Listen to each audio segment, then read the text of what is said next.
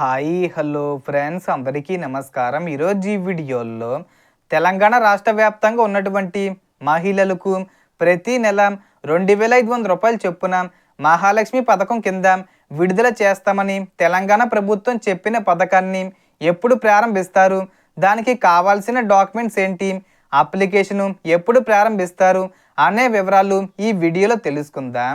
వీడియోని ఎక్కడ కూడా స్కిప్ చేయకండి ఫ్రెండ్స్, ఎండ్ వరకు చూడండి.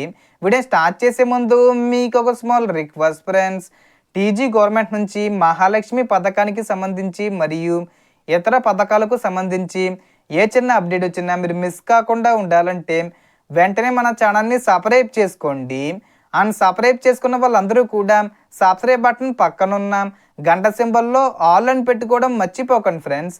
ఇలా పెట్టుకోవడం వల్ల నేను పెట్టే ప్రతి ఒక్క వీడియో మీరు నోటిఫికేషన్ రూపంలో పొందగలరు. అండ్ వీడియో మీకు నచ్చితే లైక్ చేయండి ఫ్రెండ్స్. సో ఏమాత్రం లేట్ చేయకుండా వీడియోలోకి వెళ్ళిపోద్దాం. సో తెలంగాణ మహిళలకు సంబంధించిన మహాలక్ష్మి పథకంలో భాగంగా నెలకు 2500 రూపాయలు ఇస్తామని కాంగ్రెస్ ప్రభుత్వం ఎన్నికల సమయంలో హామీ ఇచ్చిన విషయం తెలిసిందే. అయితే ఇప్పటి వరకు ఈ పథకం అమల్లోకి రాలేదు. తాజాగా ఈ పథకానికి సంబంధించి దరఖాస్తు ప్రక్రియపై ప్రభుత్వం నిర్ణయం తీసుకునే అవకాశం ఉందనే సమాచారం వస్తుంది. ఈ ఆగస్టు 31వ తేదీ వచ్చేలోపు ముందు తేదీల్లో ఎప్పుడైనా కానీ అప్లికేషన్స్ అనేవి ప్రారంభించే అవకాశం ఉందని సమాచారం వస్తుంది.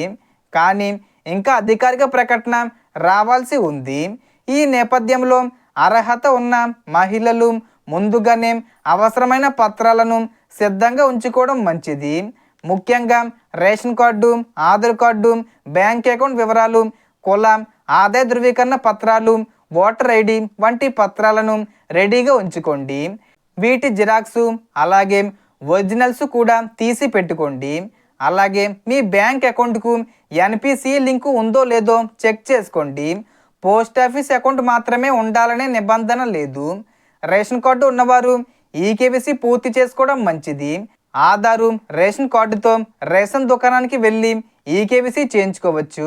అలాగే బ్యాంక్ అకౌంట్కు ఆధారు, మొబైల్ నెంబర్ వివరాలు సరిగ్గా లింక్ అయ్యాయో లేదో చూసుకోండి.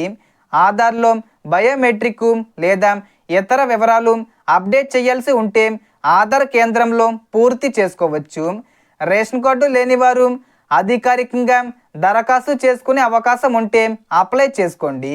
అయితే ముఖ్యంగా గుర్తుంచుకోవాల్సింది ఏమిటంటే మహాలక్ష్మి 2500 రూపాయల పథకానికి సంబంధించిన అర్హతలు, దరఖాస్తు విధానం, అవసరమైన పత్రాలు, దరఖాస్తులు ఎక్కడ స్వీకరిస్తారు అనే పూర్తి వివరాలు ప్రభుత్వం అధికారికంగా ప్రకటించిన తర్వాతే ఖరారవుతాయి.